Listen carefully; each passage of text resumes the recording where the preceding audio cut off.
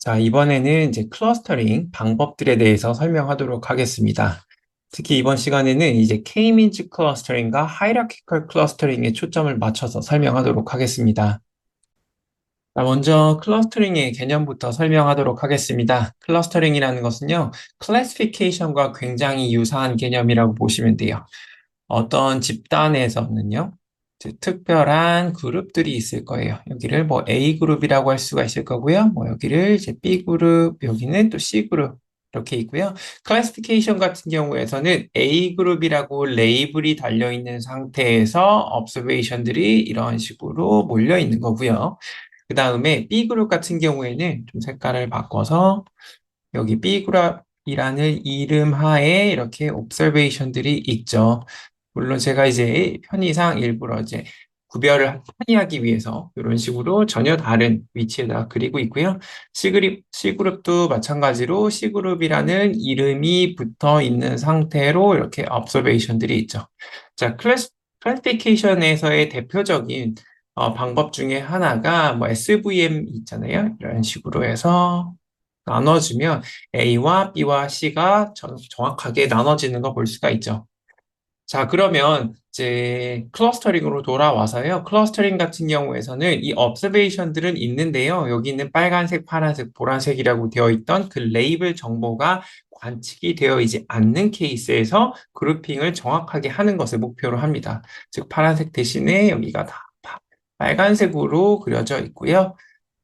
마찬가지로 보라색 대신에 여기 다 빨간색. 우리는 실제로 관측한 그룹 정보가 없는 겁니다.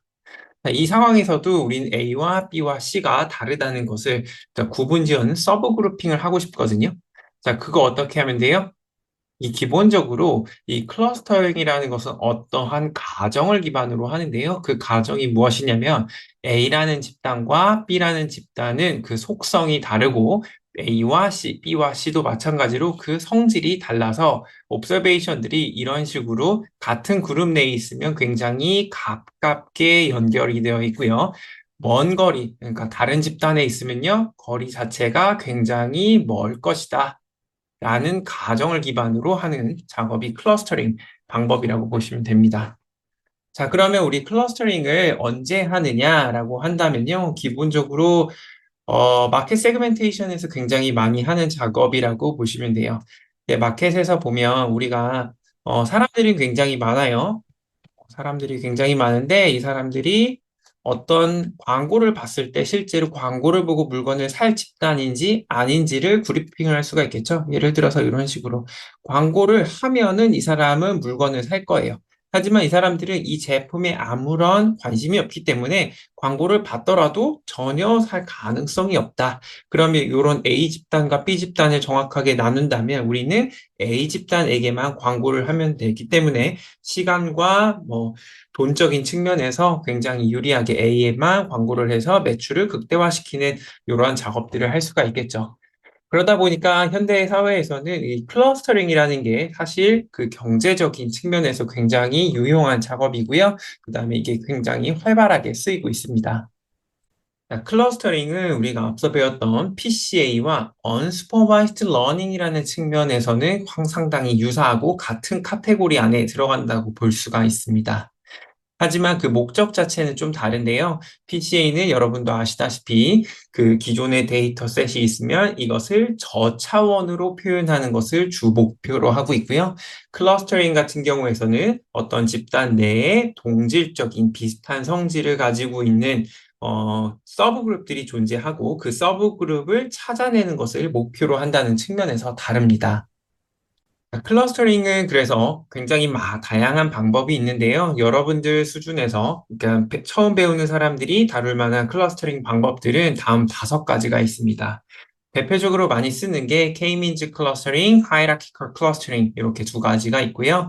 그 다음에 조금만 더 관심 있는 분들은 mean shift clustering, 그 다음에 DB-scan, 가우시안 믹스처 모델도 여러분들이 배울 만한 내용이라고 할 수 있습니다.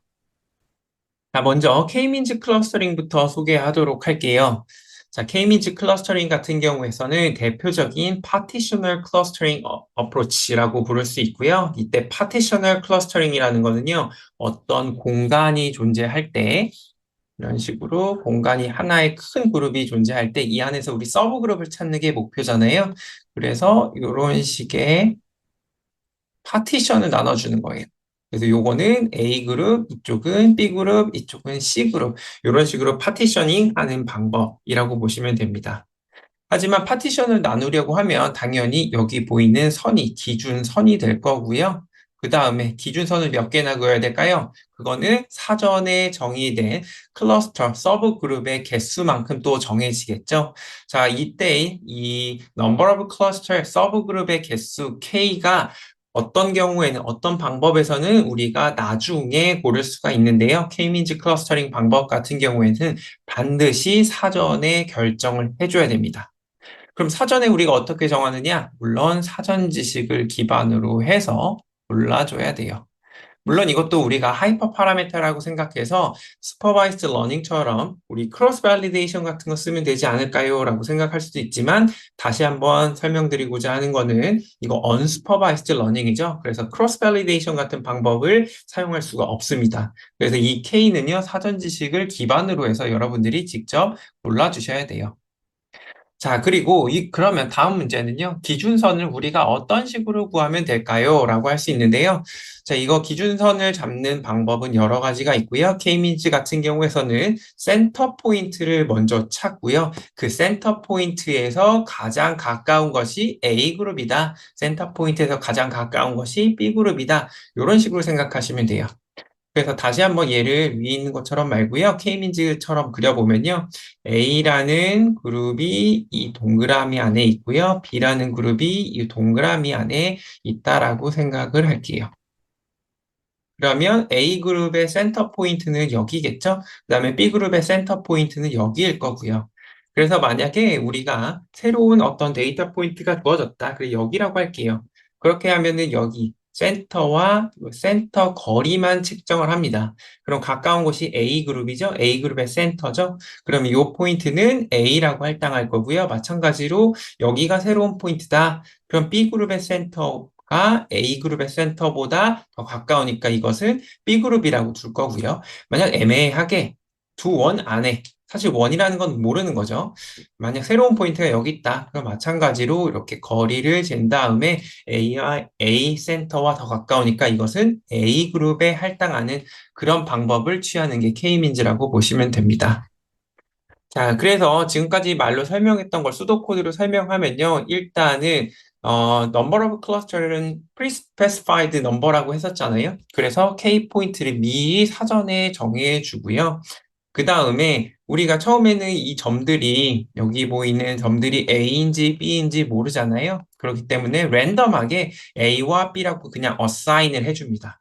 그러면 랜덤하게 어떤 포인트는 A고 어떤 포인트는 B 그룹으로 어사인 되니까 그럼 그 랜덤하게 어사인된 observation들의 평균을 우리가 구할 수가 있고요. 그 평균을 기반으로 다시 한번 모든 포인트가 그 평균과 가까우면 A그룹, B그룹의 평균과 가까우면 다시 B그룹 이런 식으로 다시 할당을 해줘요. 그리고 나서 다시 할당된 정보를 기반으로 해서 A그룹의 센터, B그룹의 센터를 다시 추정하고요. 똑같이 다시 모든 포인트에 대해서 다시 추정된 그 A 그룹의 센터와 가까우면 A그룹, 멀면 B그룹 이런 식으로 다시 할당하고 그것을 계속 반복합니다. 언제까지? 우리가 사전에 정한 그 number of iteration까지 혹은 어떠한 포인트도 더 이상 그 그룹, 넘버 혹은 클러스터 정보가 전혀 변하지 않을 때까지 반복을 한다고 보시면 돼요. 수도코드를 이렇게 말로 하면 굉장히 어렵죠, 이해하기가. 하지만 이제 그림으로 보면 직관적으로 이해하기 쉬울 겁니다.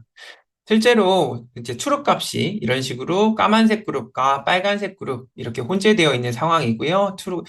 까만색 그룹은 약간 아래쪽, 왼쪽 이렇게 있고요. 그 다음에 빨간색 그룹은 오른쪽 상단에 위치하는 이런 그룹이라고 보시면 돼요. 그래서 만약에 우리가 K-민지 알고리즘을 K를 2라고 둔 상태에서 고른다면 색깔을 조금 바꿔서 표현을 하면 처음에는 여기가 센터, 여기가 센터 이런 식으로 두 개의 센터가 나오겠죠? 그 다음에 마찬가지로 이 포인트는 이 거리와 이 거리를 비교한 다음에 이제 검은색 그룹의 센터가 가깝기 때문에 여기에 마찬가지로 이 포인트 같은 경우에는 거리를 계산하고요. 그 다음에 어디에 가깝냐라고 한다면 이번에 빨간색에 가깝죠. 그렇기 때문에 빨간색 그룹 이런 식으로 그룹핑이 된다고 보시면 돼요. 그래서 실제 값은 보면은 이러한 포인트들은 실제로는 빨간색 그룹의 센터보다는 검은색 그룹의 센터와 가깝잖아요. 그렇기 때문에 정확하게 분리하는 것은 불가능이고요. 이 경우에는 얘네들은 피치 못하는 에러로 인식해서 이쪽 보시면 이런 식으로 나눠지죠. 그래서 이쪽 그룹 요것들도 전부 다 검은색으로 인식하게 되고요. 반면에 이런 포인트들 있죠? 오히려 빨간색 그룹의 센터 더 가까운 포인트들 이런 것은 이제 빨간색 그룹으로 어사인 된다라고 보시면 됩니다. 자, 그런데 이제 K민즈는 여러 가지 랜덤하게 시작을 하잖아요. 그렇기 때문에 결과값이 또 달라질 수도 있어요. 그래서 실제로 달라지는지에 대해서 첫 번째 랜덤하게 어사인한 결과를 여기다 두고요. 또 그 다음번에 또 랜덤하게 어사인한 결과를 보면 둘은 상당히 유사한 거 볼 수 있죠. 그다음에 세 번째도요. 다시 시작해요. 처음부터 랜덤하게 클래스 정보를 어사인한 다음에 K민즈 결과를 보면 마찬 앞선 두 가지와 마찬가지로 비슷하다라는 거 볼 수 있습니다. 그다음에 네 번째, 다섯 번째도 마찬가지고요. 그래서 K민즈 알고리즘은 사실 이니셜 포인트에 따라서 그 결과물이 상당히 달라질 수는 있는데요. 실제로 돌려보면 그렇게 엄청 달라질 거라는 생각과는 다르게 일관성 있는 결과물을 잘 줍니다. 물론 어떤 경우에는요, 전혀 다른 결과물을 주기도 해요. 물론 여러분들 여기서 보면 여기 왼쪽은 검은색 그룹, 여기는 빨간색 그룹 이런 식으로 되어 있는데 세 번째 같은 경우에는 아래쪽이 빨간색 그룹, 오른쪽이 검은색 그룹 이렇게 돼서 완전히 잘못된 결과를 나오는 것처럼 보이지만요. 실제로 우리 목표는 빨간색 그룹이냐 검은색 그룹이냐 이걸 나누는 게 목표는 아니잖아요. 그래서 두 그룹이 존재하고 그 그룹을 이런 식으로 나눌 수 있다. 이것이 목표이기 때문에 여기 있는 빨간색 그룹, 검은색 그룹 여기 색깔에 초점 맞추시지 말고요. 그다음에 그룹핑을 잘하고 있다. 클러스터링을 잘하고 있다. 여기에 초점을 맞추시면 이게 모두 다 일관성 있는 좋은 결과를 제공하는 거 확인할 수 있을 겁니다. 자, 이번에는 또 간단한 예를 통해서 우리가 pre-specified number라고 하는 K 있죠? 이 K를 잘못 그르면 어떤 식으로 결과물이 얼마만큼 망가지는지에 대해서 이제 설명하도록 할게요. 실제 데이터 같은 경우에는요, 실제 두 그룹으로 나눠져 있는 케이스를 시뮬레이션으로 돌렸다고 합니다. 그래서 이쪽이 파란색 그룹, 그다음에 이쪽이 이제 노란색 그룹, 실제로는 두 개 그룹밖에 없는 거예요. 근데 우리는 사전 정보가 없어서 K가 2라고 못 고를 수도 있잖아요. 그래서 우리가 이번에는 K를 3이라고 둬봤대요. 자, 그런 경우에는 결과물이 어떠냐? 그럼 위쪽에 있는 이 그룹은 비교적 잘 골라지고 있는데 아래쪽에 있는 그룹은 필연적으로 두 개로 쪼개져 있죠? 이런 식으로 쪼개져 있죠?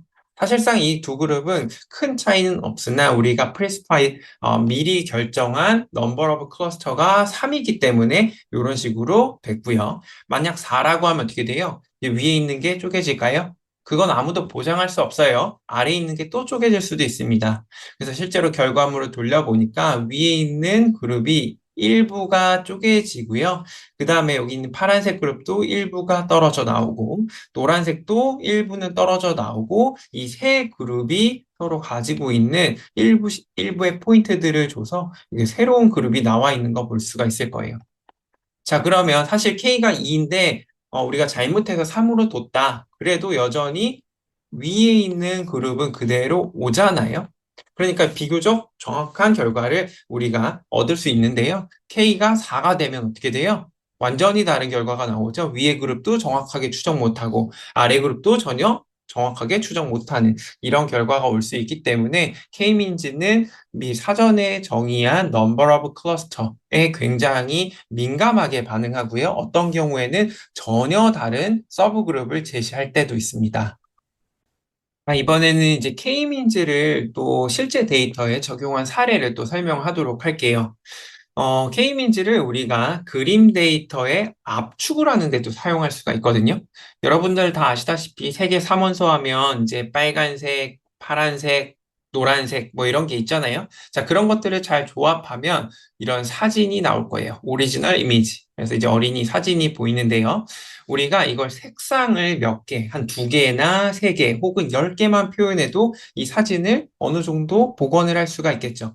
여기에서는 대부분의 색상을 다 이용했으니까 이제 굉장히 사이즈가 클 거고요. 그 파일 용량이 굉장히 클 거고요. 만약에 이 전체 이 그림 자체를 복원하는 것이 아니라 이게 어린이인지 사람인지만 구분하는 그 정보만 알면 돼요. 그런다고 하면 색을 두 개만 써도 되겠죠? 그래서 만약에 K민즈를 만약 써본다면 여기 보이는 것처럼 파란색과 노란색만 쓸 거고요. 그 다음에 노란색은 노란색에 가까운 색상들은 전부 다 이렇게 노란색으로 파란색에 가까운 색상들은 다 노란색으로 이렇게 표시된 이러한 그림을 얻을 수가 있습니다.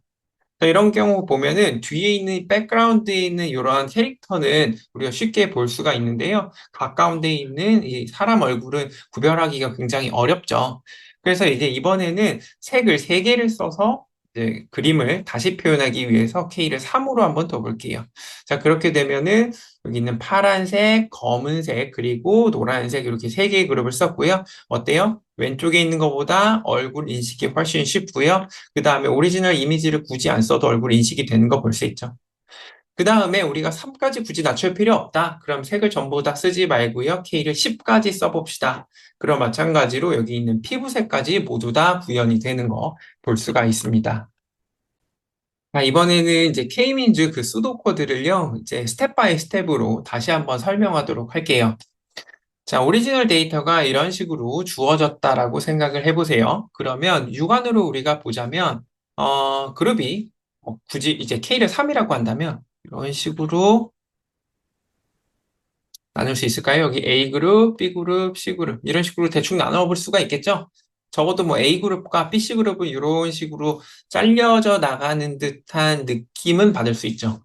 자, 그러면 K민즈 알고리즘을 그대로 넣어보면 모든 observation, 관측값에다가 랜덤하게 A그룹은 뭐 핑크색, 그다음에 B그룹은 노란색, 그다음에 C그룹은 초록색으로 이런 식으로 어사인을 하는 겁니다. 랜덤하게 하니까 사실상 평균은 어때요? 굉장히 유사할 거예요. 그래서 핑크색의 평균은 여기 이 동그라미 있고요. 그다음에 노란색의 평균은 여기, 초록색의 평균은 여기. 굉장히 유사하죠? 네, 이건 당연한 결과예요. 랜덤하게 어사인했으니까. 하지만 그 와중에도 핑크색과 가까운 것들은 다 여기일 거고요. 초록색과 가까운 것들은 요 영역 안에 있으면 다 초록색입니다. 그다음에 노란색 요 영역 위에 있으면 다 노란색 평균과 가깝죠? 그래서 그런 식으로 다시 한번 observation들을 어사인 해줘요. 그 클래스에 맞게끔, 클러스터링에 맞게끔.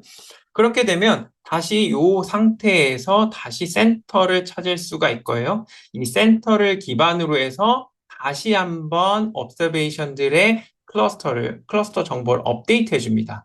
그래서 여기 보시면요. 기존에 여기는 원래 핑크색이라고 되어 있었죠? 하지만 실제 거리는 누구랑 더 가까워요? 초록색이랑 가까워요. 그렇기 때문에 이런 식으로 나눠져 있는 거 볼 수 있고요.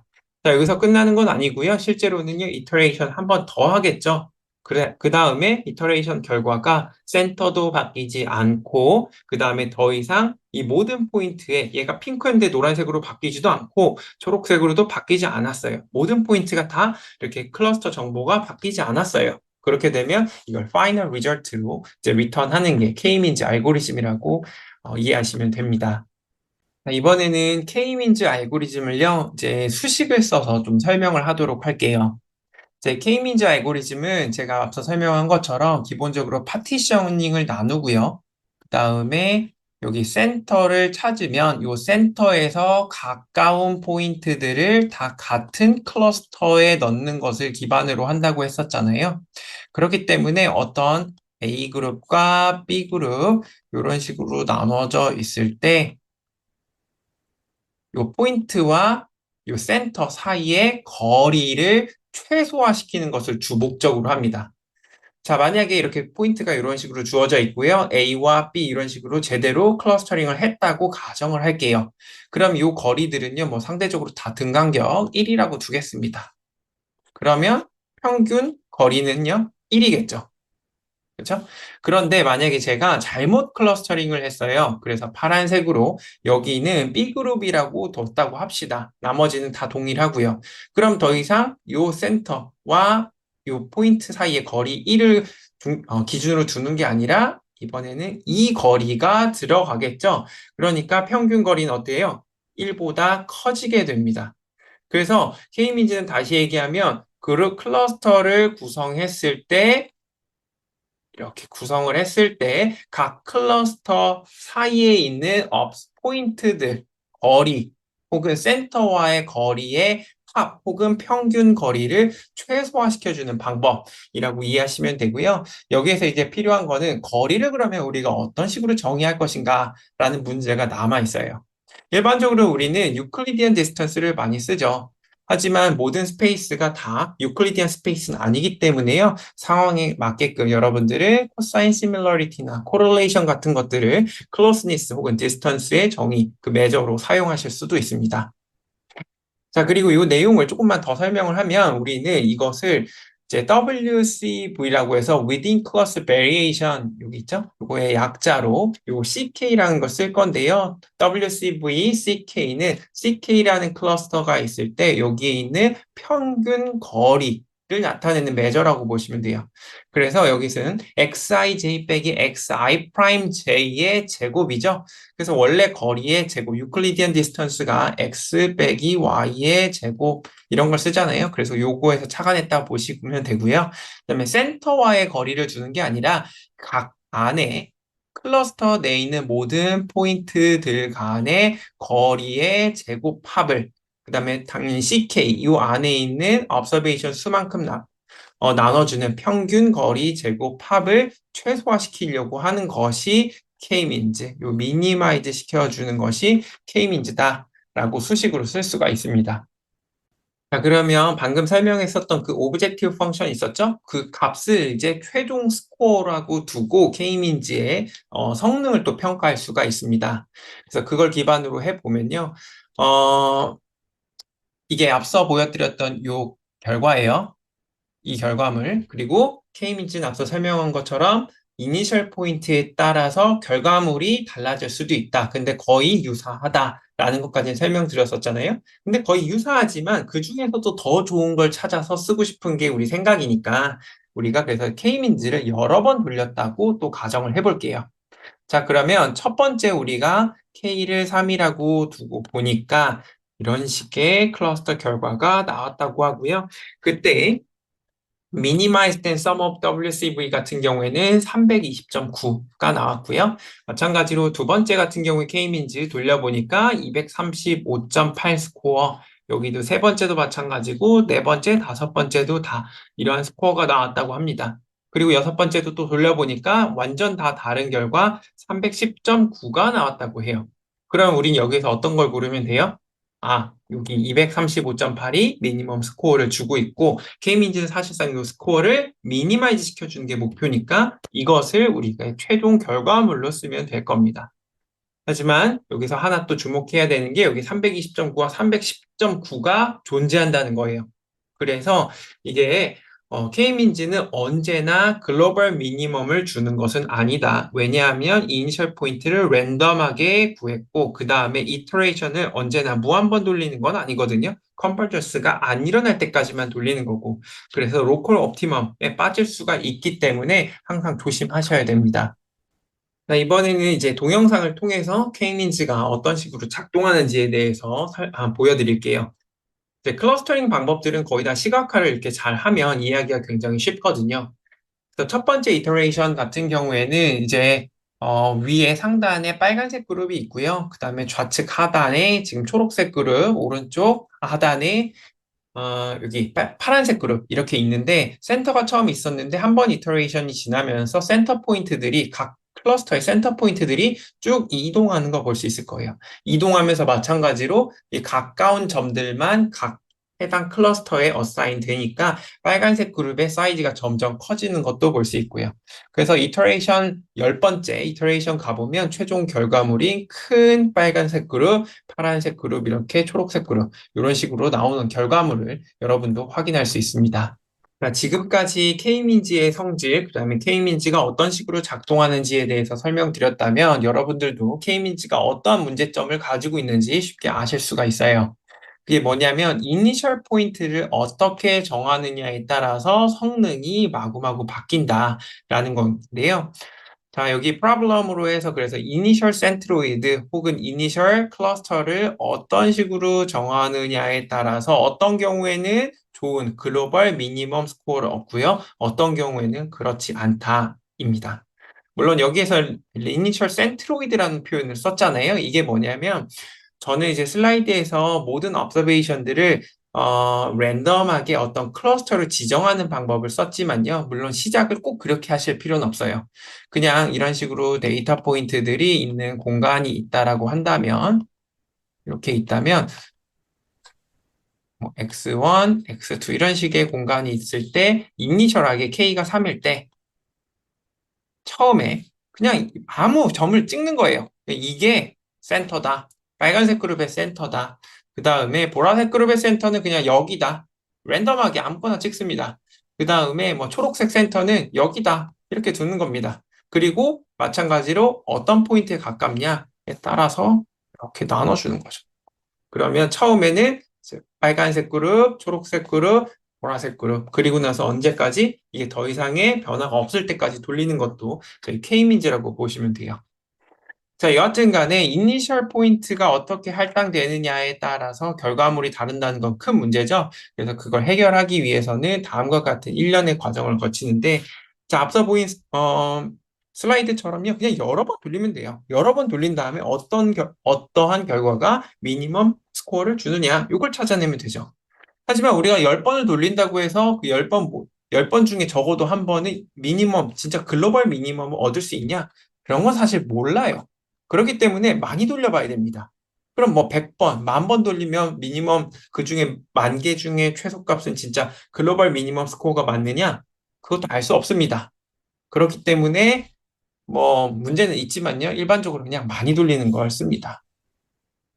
또 다른 방법이 있어요. 클러스터링 방법이라고 하는 게 K민지만 있는 건 아니라고 말씀드렸죠. Hierarchical Clustering, DBSCAN, 뭐 GMM 같은 방법들이 있잖아요. 그래서 이니셜 포인트를 할당할 때 다른 방법을 그대로 갖다 쓰는 거예요. 예를 들어서 Hierarchical Clustering 방법을 쓰는 거죠. 그거는 이제 K를 사전에 정의하지 않아도 되거든요. 그래서 이런 하이라키컬 클러스터링 방법을 써가지고 여기는 그냥 초록색, 여기는 빨간색, 여기는 보라색인 정보를 이니셜 포인트라고 생각한 다음에 그 다음에 K민지를 돌리는 겁니다. 그러한 방법도 있고요.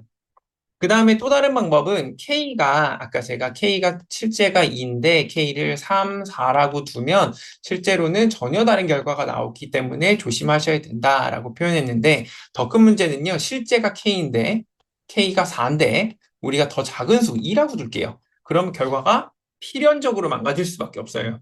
굉장히 안 좋아지거든요. 그 다음에 K를 어떻게 구하는지도 굉장히 중요한 문제잖아요. 그래서 select more than K initial centroid and then select among these initial centroid 이러한 방법으로 저희가 해결하기도 합니다. 이렇게만 보면은 우리가 여러 번만 잘 돌려서 스코어도 있겠다. 스코어를 글로벌 미니멈만 취하면 K민지가 좋은 방법이다. 라고 오해를 할 수도 있는데요. K민지는 다음과 같은 문제점이 있습니다. 먼저 사이즈, 각 그룹의, 각 클러스터의 사이즈가 다르면 혹은 덴시티가 다르면 그 다음에 쉐입 자체가 전 계속 동그라미로 표현했잖아요.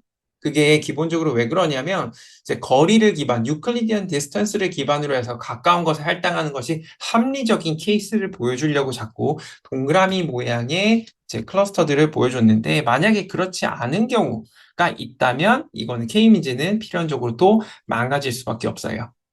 대표적으로 예를 또 들어보면 여기가 초록색 그룹이 있는데 초록색 그룹이 이렇게 되어 있다고 할게요. U자형을 가지고 있다고 할게요. 그리고 빨간색 그룹이 존재하는데 빨간색 그룹은 T자형으로 존재한다고 합시다. 이런 식으로요. 자, 데이터들은 서로 다 연결이 되어 있기 때문에 어때요? 뭐 동질적인 그룹이라고 보실 수도 있어요. 근데 이렇게 K민지를 넣었을 때 우리가 이 빨간색과 초록색을 정확하게 구분할 수 있느냐? 전혀 못합니다. 왜? 거리 베이스드라고 했기 때문에 처음에 우리가 여기가 초록색 그룹의 센터다라고 한다면 이쪽 부분은요, 필연적으로 빨간색 그룹이 아니라 초록색 그룹으로 할당되게 돼요.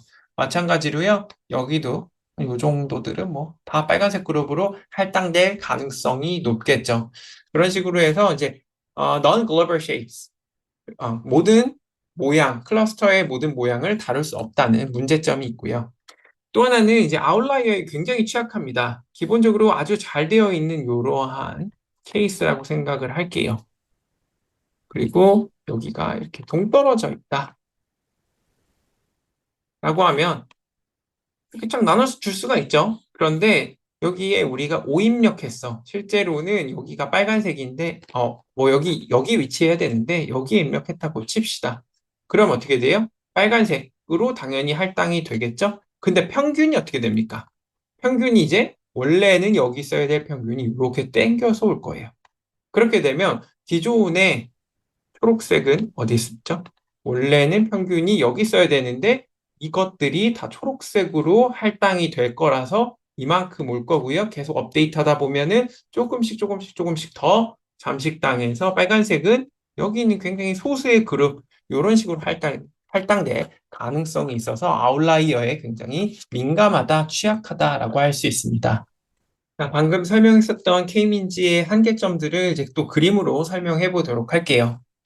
일단 사이즈가 완전히 다른 경우에 K민지가 정말 그 성능이 안 좋은가 보면 빨간색 그룹이 검은색 그룹보다 훨씬 더 큰 케이스를 준비했고요. 이제 왼쪽이 실제 값이고 만약 K민지를 돌리면 어떻게 된다? 각각의 평균에 가까운 것을 그대로 갖다 넣으니까 거의 evenly sized 되어 있는 클러스터를 주거든요. 그래서 이제 검은색 그룹이 실제보다는 현저하게 크고 빨간색은 현저하게 줄어든 모습 볼 수 있습니다. 그두 번째 케이스 같은 경우에는 이제 그룹이 세 개인데요. 빨간색이 센터에 크게 존재하고 파란색과 초록색이 사이드에 조그맣게 존재하는데 자, 이 경우에는 어떻게 돼요? 우리 눈으로 보면 이렇게 그룹핑을 잘 할 수가 있는데요. K-이미지를 돌려보면 이 빨간색 그룹이 너무 크다 보니까 우리 이렇게 큰 그룹을 캐치를 잘 못해요. 그러다 보니까 이렇게 초록색, 이쪽도 파란색, 그리고 아래 조그맣게 빨간색 그룹 이런 식으로 사이즈가 비슷한 이 클러스터를 결과를 주는 거 볼 수 있습니다. 이번에 덴시티가 다른 경우 이건데요. 덴시티가 다른 경우에는 이게 어떤 거냐면 검은색 그룹과 빨간색 그룹의 토탈 포인트, 옵서베이션 수는 굉장히 비슷한 케이스예요. 그리고 센터 포인트도 전혀 다르죠.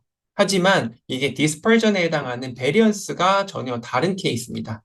자, 그래서 보면은 빨간색이 검은색 영역을 막 침범하고 더 넘어가기도 하는 케이스들이잖아요. 근데 K민지를 하면 거리 기반이니까 그냥 검은색에 가까우면 다 검은색으로 넣어버려요. 그러니까 이쪽에 있는 이 부분이 전부 다 검은색으로 할당되어 있는 거 볼 수가 있는 이런 한계가 있다고 할 수 있습니다. 또 K를 3으로 늘려서 이번에도 이렇게 해보면 애초에 observation 수를 비슷하게 둘게요. 여기는 넓게 분포하고 있고요. 여기는 좁은 영역에 같은 수의 observation들이 있다 손 치더라도 density가 다르잖아요. 자, 이렇게 되면 어떻게 되냐면 자, evenly sized는 아닌데 이렇게 봤을 때 거리 기반으로 해서 여기 오른쪽에 한 그룹, 그 다음에 왼쪽에 한 그룹, 가운데 한 그룹 해서 전혀 다른 잘못된 결과 주는 거 볼 수 있습니다. 자, 그리고 세 번째 이제 non-global shapes의 케이스인데요. 전 뭐 UT 이런 걸 보여드렸는데 뭐 이러한 케이스도 하나의 그룹일 수가 있겠죠. 자, 이런 식으로 했을 때 우리 K민지를 고르면 자, 마찬가지로 위에 이런 센터 포인트, 아래 센터 포인트 찾게 돼서 이런 식으로 잘려져 있는 실제와는 전혀 다른 클러스터 결과를 줍니다. 자, 이제 하이라키컬 클러스터링에 대해서 설명하도록 하겠습니다. 자, 하이라키컬 클러스터링은 K-민지와 다르게 우리가 클러스터링 하기 전에 그 number of cluster를 사전에 정의하지 않아도 되는 대표적인 방법이라고 할 수 있습니다. 조금 더 자세하게 말씀드리면 하이라키컬 클러스터링은 하이라키컬 트리라는 것을 기반으로 해서 네스티드 클러스터를 제공을 하고요. 그다음에 이런 하이라키컬 트리는 이제 거리를 기반으로 생성할 수 있는데 이게 굉장히 시각화하기가 좋습니다. 시각화 방법은 이제 덴드로그램을 통해서 할 수가 있고요. 일단 이 덴드로그램을 통해서 하이라키컬 트리를 만들어내면 저희는 어느 위치에서 잘라낼 것인가 이런 커팅이라는 방법을 통해서 우리가 원하는 수준의 그 넘버 오브 클러스터를 만들어낼 수가 있습니다. 자, 이 하이라키컬 트리와 이제 그럼 덴드로그램이 무엇인지, 그 다음에 이런 트리를 어떻게 구성하는지 이제부터 또 설명하도록 하겠습니다. 대표적으로 이제 하이라키컬 트리를 만들어내는 거는 두 가지 방법이 있는데요. 첫 번째가 여기 나온 대로 디바이시브, 두 번째가 어글로머레이티브, 이렇게 해서 탑다운, 바텀업 메소드라고 보시면 됩니다. 디바이시브는 이제 말 그대로 위에서부터 그냥 잘라낸다고 보시면 돼요. 처음에는 모든 그룹을 하나의 그룹이라고 생각하고요. 여기서 보시면 A, B, C, D, E라는 관측값이 있죠. 자, 이것을 전체가 다 하나의 그룹이라고 먼저 생각을 합니다. 그 다음에 이제 거리를 기반으로 해서 어떠한 것들이 어떤 식으로 두 그룹을 나누면 두 그룹 간의 이런 동질성이 확보가 되는지 그것을 기반으로 해서 먼저 두 그룹으로 나눠 보고요. 그 다음에 이제는 또 세 그룹으로 나눠보고, 그 다음 네 그룹으로 나눠보고, 이런 식으로 반복하는 게 이제 디바이시브 메소드라고 보시면 되고요. 그 다음에 어글로머레이티브 같은 경우에는 이제 병합하다 뭐 이런 뜻이잖아요. 그래서 아래에서부터 차근차근 이렇게 뭉치는 방법이라고 생각하시면 됩니다. 그래서 말 그대로 이제 멀징하는 방법인데요. 모든 observation들이 처음에는 다 하나의 그룹이라고 생각하고요. 그 다음에 어떤 식으로 해야 이 총 5개죠. 이제 4개의 그룹을 만들었을 때 이 동질성이 확보된 그룹이 나오는지, 즉 관측값 중에 어떠한 2개를 묶으면 가장 동질성이 확보되는가, 가장 비슷한 observation들을 찾아서 묶는 그러한 방법이라고 보시면 됩니다. 그렇게 해서 4그룹 만들고 나면요. 다음에는 3그룹 만들고 2그룹 만들고 전체 끝에는 결국 한 그룹 만드는 거. 이걸 이제 최종 목표로 하는 게 어글로머레이티브 메소드라고 보시면 됩니다. 자, 먼저 이제 여기 있는 예를 통해서 또 덴드로그램 예를 또 보여드릴 건데요. 우리가 먼저 이 큰 한 덩어리, 이 5개가 한 그룹이라고 생각을 해보면 이 덴드로그램 입장에서는 A, B, C, D가 전체적으로 하나의 그룹 이런 식으로 묶이겠죠. 그 다음에 이때 최대 거리 혹은 평균 거리가 4가 넘는다고 하면 그 거리를 기반으로 해서 4, 높이를 4라고 해서 이렇게 다 이어줄 거고요. 마찬가지로 우리가 만약에 두 그룹으로 나눈다고 하면 D와 E가 한 그룹, 그다음에 A, B, C가 한 그룹 이렇게 될 수가 있겠죠. 자, 그렇게 해서 D, E가 한 그룹, A, B, C가 한 그룹. 만약에 우리가 높이를 2.5 정도에서 이런 식으로 커팅을 해내면요. 이런 두 그룹인 거 볼 수가 있고요. 그다음에 만약 약 1.8 정도 되겠네요. 이 위치에서 커팅을 하면요. 세 그룹이 나오죠. D2가 한 그룹, B가 한 그룹, 그리고 AC가 한 그룹. 자, 이런 식으로 해서 하이라키컬 트리를 덴드로그램으로 우리가 쉽게 시각화할 수 있고, 이 시각화된 것을 기반으로 저희가 어떤 커팅 메소드를 통해서 2개의 그룹으로 나누면 어떤 식으로 그룹핑되고, 3개의 그룹으로 나누면 어떤 식으로 클러스터가 나오는지 우리가 쉽게 또 파악할 수가 있습니다. 하이라키컬 클러스터링의 가장 기본적인 것, 트리를 만들어내는 거는 그러면 거리를 어떤 식으로 정의할 것이고, 그다음에 동질성이 확보된 그룹이라는 것을 우리가 어떤 식으로 확인할 수 있을까? 이게 중요하거든요. 그래서 이거에 대해서 이제 설명하도록 할게요. 자, 일반적으로는 이제 모든 observation들이 주어지면 dissimilarity 얼마나 서로 다른지를 나타내는 이러한 매트릭스를 통해서 저희가 이렇게 그룹핑을 했을 때, 클러스터를 만들었을 때 동질성이 얼마만큼 확보되는지 이런 것들을 파악합니다. 물론 이제 비슷한 용어로요. proximity matrix, 이제 비슷한 정도를 나타내는 매트릭스 이런 식으로 이름을 부르기도 합니다. 자, 이 경우에 이제 첫 번째는 아무것도 없다라고 생각을 해보면 이제 뭐 이터레이션이 좀 지나고 나면은 비슷한 그룹끼리 묶어내겠죠. 예를 들어서 바로 전 슬라이드에서 보면 P1, P2, P3, P4 해서 12개의 포인트가 있는데 이걸 이제 공간 위에다가 이렇게 뿌렸을 때 1과 2가 가깝고 2는 1과 3과 가깝고 3은 2와 4와 가깝고 이런 식으로 해서 각각의 점마다의 거리를 다 찾아낼 수 있을 겁니다. 그래서 그거를 제가 그냥 써보면 대충 이게 1이다. 요 거리는 1일 수가 있겠죠? 그럼 P1, P2 사이의 거리를 1, 그다음에 P2, P3 사이의 거리도 1. 그럼 P1과 P3의 사이는 2겠죠? 그래서 2. 물론 이게 1차 원처럼 라인 위에 있다고 생각하고 이렇게 할게요. 그럼 1, 마찬가지로 2고 3. 이런 식으로 될 겁니다. 이런 식으로 이제 이런 proximity matrix 혹은 dissimilarity matrix를 찾아낼 수가 있고요. 이걸 기반으로 해서 우리는 이제 실제로는 모두가 등간격이 아닐 수 있잖아요. 그래서 간격이 1과 2가 1이고 2와 3번 observation은 뭐 1.5 정도 차이 뭐 이런 식으로 생각을 해보면 1 거리가 1인 것들을 다 이런 식으로 묶어낼 수가 있을 거예요. 자, 이렇게 묶어내고 나면 이게 C1 그룹, C2 그룹, C3 그룹 이런 식으로 또 찾아낼 수가 있겠죠.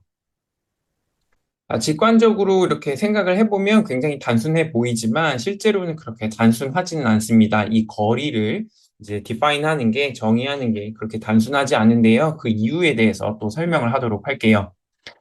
자, 그냥 설명의 편의상 여기 C1, C2, C3, C4, C5가 다 그룹이지만 그냥 각각의 옵저베이션을 그냥 나타낸다고 가정해 보도록 하겠습니다. 다 지우고요. 그냥 가정을 하면은 어떻게 되냐면 이제 C1과 C2 사이의 거리를 우리가 찾아낼 수가 있겠죠. 그래서 예를 들어서 이런 것을 여기는 한 1.5다. 그리고 여기도 한 2다. 여기는 3이다. 그리고 이렇게는 더 멀고요. 더 멀고요. 여기는 1이고, 뭐, 여기도 2다. 뭐 이런 식으로 생각을 해볼 수가 있을 겁니다. 자, 그렇게 되면 제일 가까운 거리는 C2와 C5예요. 그러면 이 두 observation을 하나의 클러스터라고 생각하고요. C1, 3, 4는 각각의 하나의 클러스터, 이런 식으로 또 생각을 해볼 수가 있겠죠. 그러면 이 상황에서는 이제 dissimilarity matrix를 업데이트를 해줘야 돼요. 자, 그러면 이제 C2와 C5는 이제 하나의 클러스터라고 묶였으니까 이제 나머지는 요 전체 클러스터와 업데이트 어떻게 해야 되냐면 C1과 요 그룹, 새로운 뉴 그룹, 뉴 클러스터와의 거리를 재줘야 되고요. C3와 뉴 클러스터와의 거리, C4와 뉴 클러스터 사이의 거리를 업데이트 해줘야 됩니다. 하지만 C1과 C3, C3와 C4 같은 경우에는 클러스터 자체가 업데이트가 안 됐었죠. 그러니까 그 값은 그대로 유지하면 됩니다. 여기들은 그대로 유지가 될 거지만 여기에 해당하는 요 값들은 둘 중에 하나, 어떤 대표값이 하나가 나오게 되는 거죠. 그래서 그 부분을 이렇게 업데이트를 해 보면요. 자, 애초에 행과 열의 개수가 이제는 5개가 아니라 4개잖아요. 네, 그렇게 해서 C2와 C5가 합쳐졌을 때의 이 dissimilarity matrix, 이 값 자체를 우리가 찾아줘야 되고요. 그럼 거리를 찾는 방법, 이거 어떻게 하면 좋을까요? 당연히 여러 가지 방법이 있습니다. 이제 대표적인 방법이 이 그룹 간의 이 그룹, 첫 번째 그룹과 두 번째 사이의 그룹을 어떻게 해야 되는 거, 점만 보면은 대표적인 게 이제 평균 거리라는 게 있겠죠. 그래서 이것도 그려보면 왼쪽에 있는 그룹이 평균은 여기일 거고요. 오른쪽에 있는 그룹의 평균은 여기죠. 자, 얼마만큼 떨어져 있습니까? 물어본다면 평균 사이의 거리 이렇게 생각을 해볼 수도 있고요. 또 다른 거는요. 여기 점들이 있잖아요. 그래서 점들 사이에 가장 짧은 거리 혹은 가장 먼 거리를 생각을 해볼 수가 있고요. 또 여기에 있는 모든 거리들을 다 찾아낼 거잖아요. 우리는 계산을 해보겠죠. 그 다음에 이 거리들의 평균을 생각을 해볼 수가 있죠. 그러니까 단순하게 아이디어만 봐도 평균 거리, 짧은 거리, 가장 먼 거리, 평균 거리 이렇게 해서 총 4가지 방법이 있습니다. 그럼 실제 이 4가지 중에 뭘 가장 많이 쓰느냐라고 한다면 사실 4가지 모두 다 씁니다. 그 이유는요, 당연히 각각의 거리를, 그 그룹 간의 거리를 이제 정의하는 방법에 따라서 장단점이 다 다르기 때문에 그래요. 제가 앞서서 말씀드렸던 가장 최단 거리라는 거는 싱글 링키지라고 부르고요. 그다음에 가장 먼 거리라고 하는 맥스 거리는요, 컴플리트 링키지라고 부릅니다. 그다음에 인터클러스터 디시밀러리티라고 해서 이게 이제 그 모든 그 거리들의 평균을 냈던 게 이제 에버리지 링키지고요. 그다음에 그룹 간의 센터 사이의 거리를 비교하는 것이 센트로이드 링키지입니다. 각각의 방법이 어떤 장단점이 있는지 이제 설명하도록 하겠습니다. 기본적으로 이제 대표적으로 상황마다 좀 다르긴 해요, 이게. 근데 이제 민 랭귀지 같은 경우에 쓰면은 우리가 최단 거리만 보게 돼서 만약에 클러스터의 모양이 동그라미가 아닐 수가 있잖아요. 예전에 지난 시간에 제가 이제 했던 게 U와 T자 모양 이런 거 있었잖아요. 그래서 T 클러스터가 있고 또 다른 색상으로 U 클러스터 이렇게 있을 때 K민지는 절대 찾아낼 수 없다라고 할게요. 설명드렸죠. 이렇게 해서 observation들이 이 라인 위에 존재한다고 할게요. 이렇게 빼곡하게 존재한다고 할게요. 이렇게. 자, 그럼 만약 민 랭귀지를 쓴다고 한다면 가장 가까운 observation들을 하나의 그룹으로 생각을 할 겁니다. 처음에. 그래서 보라색으로 표현해 보면 이렇게 묶을 수가 있겠죠. 그다음 빼곡하게 연결이 됐기 때문에 뭐 여기도 이렇게 묶일 수가 있을 거고요. 여기도 이렇게 묶일 수가 있을 겁니다. 클러스터가 이제 계속해서 생기는 거죠. 이런 식으로. 근데 두 그룹 간의 거리를 센트로이드가 아니라 민이라고 했으니까 이 사이에도 observation들이 굉장히 많잖아요. 그래서 이렇게 뭉치다 보면 이렇게 전체적으로 하나의 그룹이 쭉 나올 겁니다. 여기도 마찬가지예요. 여기도 빼곡하게 observation들이 차 있을 테니까 이렇게 거리 여기에서 좀 가까운 거 이렇게 가까운 것들 이렇게 병합을 하다 보면은 U와 T자가 잘 나오게 되겠죠. 하지만 만약에 맥스 퀴즈를 쓴다면 이렇게 T자와 U자 이렇게 non-elliptical shapes 같은 경우에는 제대로 찾아내지 못합니다. 그래서 예를 들어서 다시 한번 설명하자면 이것도 색깔 바꿀게요. 편의상. 여기에 크게 한 덩어리가 나왔고요.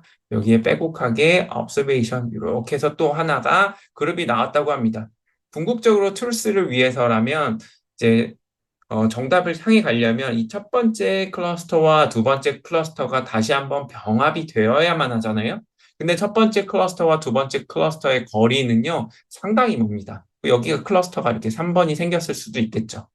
그리고 여기가 4번이 생기고 5번이 생기고 그 다음에 막 병합이 돼서 궁극적으로 왼쪽처럼 합쳐져야 되는데 센터만 본다면 1번 그룹의 센터는 여기고요. 3번 그룹의 센터는 여기입니다.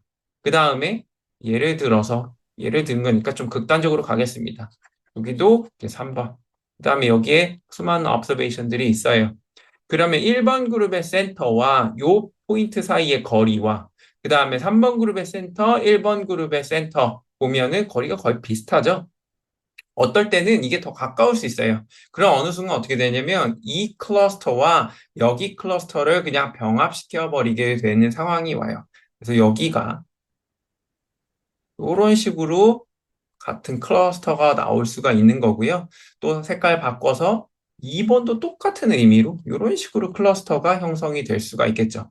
그래서 랭키지를 쓰면은 이러한 굉장히 이상한 모양은 찾아낼 수가 없지만 맥스 링키지랑 그룹 에버리지 링키지 같은 것들을 쓴다면 이런 이상한 모양은 찾지 못하지만 아웃라이어 같은 경우에 굉장히 로버스트합니다. 그래서 우리 케이미지는 아웃라이어에도 굉장히 센시티브하다고 했었잖아요. 네. 그런데 이제 맥스 링키지 같은 경우에는 여기 하나 굉장히 멀리 떨어져 있어. 그러면 그 아웃라이어만 동떨어져 있는 하나의 그룹으로 인식해 줄 가능성이 높기 때문에 이제 아웃라이어의 로버스트하다라고 이해하시면 됩니다. 자, 이번에는 이제 싱글 링키지를 이용해서 우리 클러스터링을 하는 것을 직접 보여드리도록 하겠습니다. 우리가 유클리디언 디스턴스를 써가지고 observation들 간의 거리들을 잘 계산을 했다고 할게요. 그래서 예를 들어서 이걸 스캐터 플롯 같이 이렇게 위에다가 공간 위에다가 뿌려 보면은 1번과 2번은 상대적으로 거리가 크잖아요. 그래서 0.234. 그 다음에 1번과 3번도 거리가 있어서 0.216. 근데 1번과 4번은 거리가 더 멀죠. 그래서 0.368. 5번도 거리가 굉장히 크죠. 0.342. 6번은 0.235. 이런 거리를 얻었다고 하고요. 나머지 것들도요. 이런 식으로 거리를 다 얻었다라는 생각을 먼저 하고 가정을 하고 시작하겠습니다. 자, 이렇게 되면은 만약에 우리가 싱글 링퀴지, 민 링퀴지를 쓴다면, 민 디스턴스를 쓴다고 한다면 가장 비슷한, 결국 요 거리 중에 가장 짧은 것이 누구인지 이것을 먼저 찾아내야 돼요. 그래서 그것을 먼저 찾아낸다면 미니멈 한 개 1번, 여기 힌트를 받아서 3번과 6번을 보도록 할게요. 6번, 3번. 그 0.102가 나머지 거리에 비해서 가장 짧겠죠. 그래서 일단 가장 먼저 병합할 거는 3번과 6번 observation입니다. 자, 이렇게 3번과 6번 observation을 모으고 나면요. 그 다음에 거리가 짧은 것들을 해야 되는데요. 그 전에 우리가 해야 될 게 업데이트를 해줘야겠죠. 그래서 이제 업데이트를 할 건데요. 3번과 6번을 병합을 할게요. P6. 그러면 우리는 이제 요 거리 P1과 P3, P6 사이의 거리가 있었죠. 0.216과 0.235 중에 하나의 값을 취해야 되는데 이제 싱글 링키지 쓰니까 최단 거리. 그래서 요건 지워질 거고요. 마찬가지로 P2와 P3, P6에 이르는 이 새로운 클러스터 거리는요. 0.145, 0.23, 243이 더 크잖아요. 그 다음에 3, 3는 이제 필요 없고 4번과 6번 요 거리 같은 경우에는요. 자, 이것도 마찬가지로 0.158이 더 크죠? 작죠? 없어지고요. 5번은 의미 없고요. 아, 5번 해야 되네. 네, 5번 해주면 이것도 이게 살아남겠네요. 이게 이제 없어지겠죠. 자, 이러한 상황에서 이제 이거는 마지막은 전체적으로 다 없애도록 하겠습니다. 자, 이 상황에서 이제 가장 작은 숫자가 무엇이냐라고 한다면 또 2번과 5번이 0.143이라고 해서 이 값이 가장 작은 것을 볼 수 있어요. 즉 2번과 5번이 하나의 그룹으로 묶인 거죠. 이렇게 하면 자, 2번과 P5를 합산한 이 병합한 뉴한 이제 similarity matrix 업데이트를 할 거고요. 마찬가지로 똑같은 방법으로 0.342는 234보다 크죠? 없애버려요. 2는 의미가 없죠. 그래서 3번 같은 경우에는 0.145와 0.285 이거 지우면 되죠? 네. 그 다음에 이 둘 중에는 마찬가지로 이게 더 크네요. 네. 이런 식으로 해서 계속 지워나가면 돼요. 6번도 보면 P6 0.243, 0.3 그대로 살아남네요. 아, 네. 이렇게 되겠죠? 아, 여기 0.102 이렇게 되고요. 자, 이 상황에서 이제 세 번째 병합하게 되면은 가장 작은 숫자가 무엇입니까?를 하게 되고요. 6번 없어진 거죠. 그다음에 이제 5번도 없어진 거죠. 네. 이제 4x4 매트릭스가 된 거고 자, 이 상황에서 가장 작은 숫자는 뭐냐라고 한다면 다시 한번 2번과 3번이 유관상 가장 작아 보여서 보면은 2번과 3번 0.145가 가장 작죠. 그렇기 때문에 다시 한번 2, 5, 3, 6을 또 하나의 그룹으로 이렇게 묶어낼 수가 있을 겁니다. 자, 그리고 똑같은 방법으로 하면요. 4번 observation, 그 다음에 1번 observation이 그 다음에 차례차례 묶이는 형태라고 할 수가 있고요. 그 다음에 요 거리들이 있었죠. 3과 6번의 observation 거리가 0.102였고요. 그 다음에 2번과 5번 거리가 0.143. 그다음에 이 첫 번째와 두 번째 병합하는 새로운 클러스터들 사이의 거리가 싱글 링키지를 쓰고 있으니까 0.145였죠. 그래서 여기 0.102가 3번과 6번 묶을 때 쓰는 이 높이에 해당하고요. 그 다음에 2번과 5번을 묶었을 때 썼던 높이가 0.143. 그 다음에 2번과 3번을 서로 묶었죠. 요렇게 했을 요 위치가 0.145가 되게 됩니다. 자, 이런 식으로 덴드로그램을 그려주시면 돼요.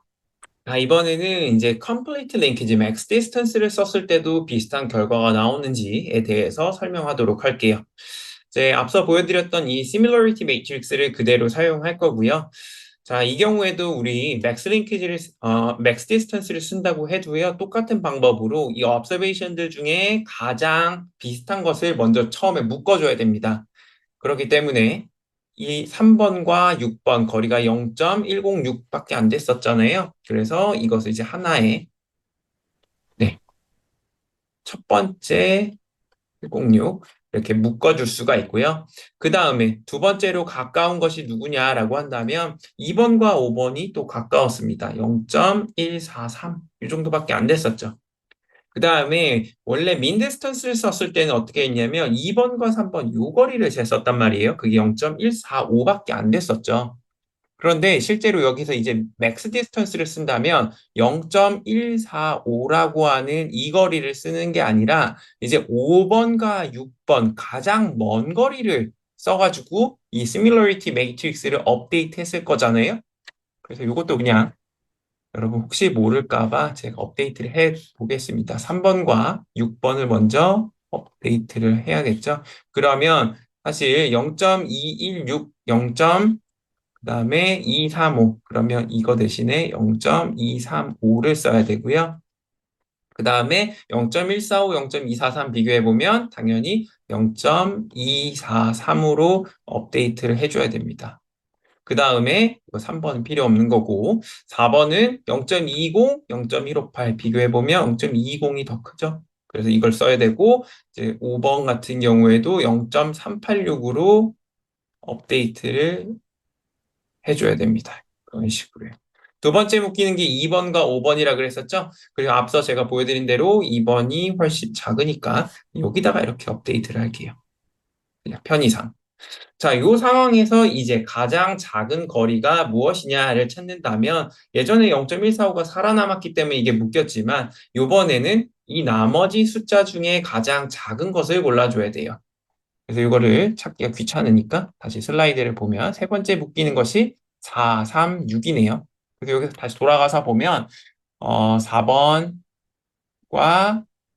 3번, 6번. 그럼 0.158이 지금 가장 작은 숫자죠? 네, 그래서 여기 있는 숫자가 보면 이 디스턴스로 와보면 다시 한번 이 맥스 디스턴스 요게 하면 0.158 정도가 될 겁니다.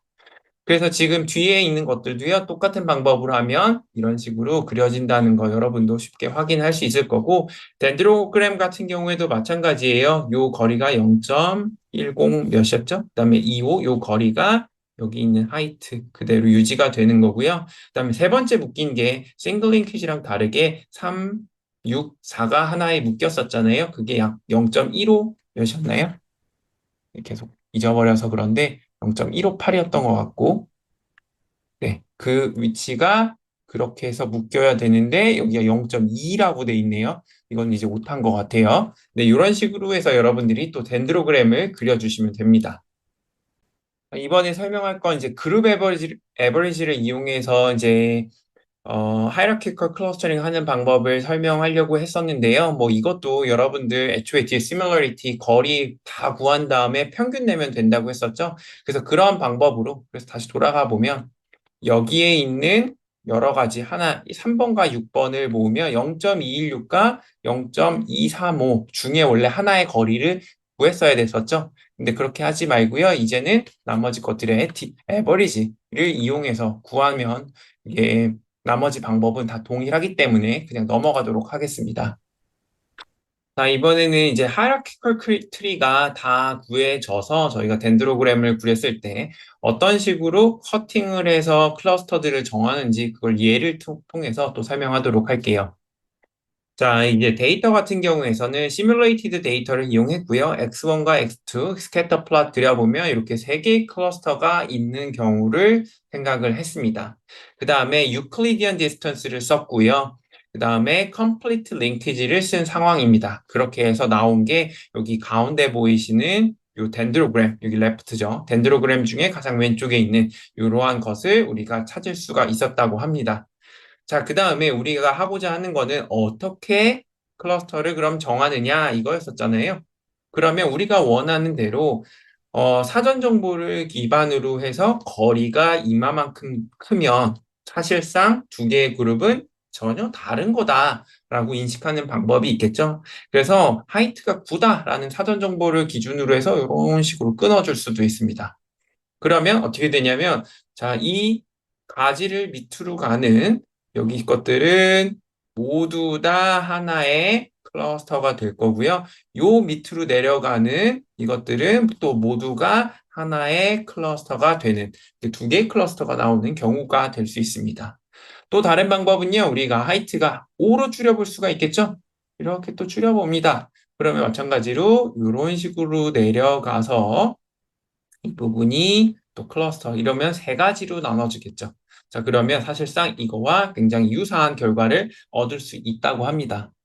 자, 그리고 우리가 사실상 어떠한 사전 정보가 하이트에 대한 사전 정보가 없을 수 있잖아요. K-means처럼 pre-specified number of cluster가 주어졌을 수도 있잖아요. 자, 그때도 마찬가지로 여러분들이 그러면 이 덴드로그램 보고요. 어떤 위치에서 잘랐을 때 세 개의 그룹이 나오는지 그걸 기반으로 해서 이런 식으로 또 잘라 주실 수도 있습니다. 그 그림을 확대해서 한번 다시 또 보여드리면요. 먼저 이제 덴드로그램, 하이라키컬 트리 이렇게 그림으로 그려주시고요. 그 다음에 우리가 눈으로 봤을 때 거리가 굉장히 크다라고 하는 하이트를 찾은 다음에 거기서 이렇게 잘라서 클러스터를 정한다라고 생각하시면 됩니다. 자, 이렇게 하면 사실 전반적인 하이라키컬 클러스터링에 대한 설명이 다 끝났는데 K-means랑 비교해보면 시각화도 비교적 K-means도 시각화가 잘 되는 편이지만 하이라키컬 클러스터링은 우리가 그 디스턴스를 어떤 걸 쓸 수 있는지 그런 거 정의도 가능하고 그 다음에 그룹 간의 디스턴스를 어떤 식으로 정의할까 거기에 따라서 결과물이 달라질 수 있기 때문에 훨씬 더 플렉서블하고 더 인터프리터블한 결과다라고 우리가 생각을 해볼 수도 있어요. 하지만 실제로는 하이라키컬 클러스터링도 사용하기가 굉장히 어려운 편에 속해요. 자, 그 이유는요, 일단은 그 변수들이 어떠한 변수는 베리언스가 굉장히 크고 어떠한 변수는 베리언스가 굉장히 작으면 특정 베리언스가 큰 그 변수의 거리가 모두 의존하게 되거든요. 그래서 다시 한번 스캐터 플롯 입장에서 그려보면은 x1, x2 그리고 x1 입장에서는 이렇게 넓게 퍼져 있는 거예요. observation들이. 그리고 x2 입장에서는 그룹이 별로 안 나눠져요. 자, 그러면 이제 만약에 우리가 거리를 잰다면 이 수평 거리가 수직 거리에 비해서 압도적으로 도미네이트한 상황이 오겠죠. 그럼 x2를 상대적으로 전혀 안 쓰는 문제가 생길 수 있습니다. 실제로는 이 x2를 기반으로 해서 클러스터를 나눠야 될 지연정 그런 차이가 올 수도 있어요. 자, 그런 걸 이제 이거는 사실 하이라키컬 클러스터링만의 문제는 아니고 거리를 기반으로 하는 모든 클러스터링 방법들의 문제긴 하죠. K-means도 똑같은 이슈를 가지고 있고요. 그래서 보통은 이런 거리 기반 클러스터링 방법을 쓰는 것들은요, 다 스케일링을 필요로 합니다. 그 변수들이 같은 유닛을 혹은 시뮬러 도메인을 가지고 있지 않는 한 다 스케일링을 해주는 것이 유리합니다. 실제로 데이터 분석할 땐 스케일 해보고요. 어떤 경우에 스케일 안 해본 경우 두 가지 모두 다 해보죠. 자, 그렇게 해도 또 문제가 여러 가지가 여전히 남아 있습니다. Dissimilarity Measure라고 하는 게 제가 앞서 네 가지 설명드렸고 네 가지 다 유용하게 잘 쓰인다 이렇게 설명드렸었잖아요. 그럼 그 중에 뭘 쓰는 게 가장 좋을까? 어떠한 결과물은 다 나올 거고 그 어떤 링키지를 쓰느냐에 따라 결과물은 다 나올 건데 어떤 게 더 좋냐 그 사전 지식을 기반으로 해서 평가를 해야 되잖아요. 근데 사전 지식이 아예 없어. 그러면 어떤 식으로 링키지를 선택해야 되는가 그런 이슈가 있고요. 마찬가지로 유클리디안 디스턴스를 쓴다고 하면 왜 유클리디안 디스턴스만 써요? 또 다른 디스턴스가 있겠죠. 이것도 거리 기반 이제 클러스터링 메소드들이 다 겪는 문제긴 하지만 이 하이라키컬 클러스터링 방법도 여전히 똑같은 이슈를 안고 있습니다. 그리고 K-means는 사전에 정의한 이제 number of cluster가 필요한데 hierarchical clustering은 그렇지 않다. 뭐 이렇게 했지만 여전히 사전 지식을 기반으로 해서 어떠한 하이트에서 잘라내야 되는지, 커팅해야 되는지 이런 식으로 클러스터를 정하기 때문에 여전히 몇 개의 클러스터를 정하는 것이 가장 합리적인가에 대한 질문을 답하지 못한다는 이슈도 있습니다. 자, 이제 강의 요약하도록 하겠습니다. 이제 본 강의에서는 이제 대표적인 두 가지 클러스터링 방법들, K-means와 hierarchical 클러스터링 방법을 설명을 했습니다. K-means는 대표적인 파티셔닝 메소드고요. 그냥 공간을 파티셔닝 하는 거죠. 그다음에 파티셔닝 하는 방법 중에 센터를 먼저 찾은 다음에 그 센터를 기반으로 가까운 observation들을 모두 가까운 그 해당 클러스터에다가 어사인하는 방법을 취하는 거고요. 그다음에 hierarchical clustering 같은 경우에는 observation들 간의 거리를 나타내주는 dissimilarity matrix를 찾은 다음에 뭐 두 가지 방법이 있다 그랬죠. divisive랑 agglomerative 그 두 가지 방법 중에 하나 골라서 그다음에 거리, 그다음에 링키지 어떻게 고를까? 그걸 기반으로 해서 합쳐나가는 그래서 hierarchical tree 덴드로그램으로 우리 시각화한 다음에 커팅해서 클러스터를 정하는 방법이라고 설명을 드렸습니다.